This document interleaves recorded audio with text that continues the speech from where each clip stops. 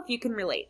You're an upper elementary teacher, you probably teach 3rd, 4th, or 5th grade, and your students are really struggling with on-level content. By now, you've probably figured out that this is because they don't know their math facts. But then you have another problem.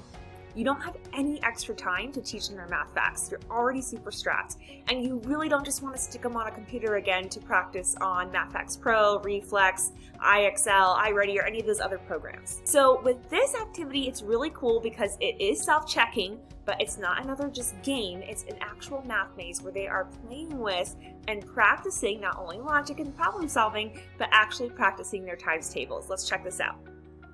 These math mazes are fun and super simple. First, you're going to want to make sure that your viewing is on 75%. Then your student simply just goes through and answers the question for the times table that they're seeing right now. And this is for the 2 times table.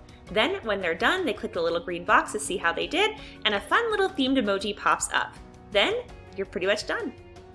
Thanks so much for taking the time to check out my resource. My name is Brittany, by the way, from the store Math with Minis. I would absolutely love it if you click that little star above to follow my store. I also have all other kinds of resources and more math mazes that are already in my store and coming up soon, so be sure to check out those other related resources in the description below.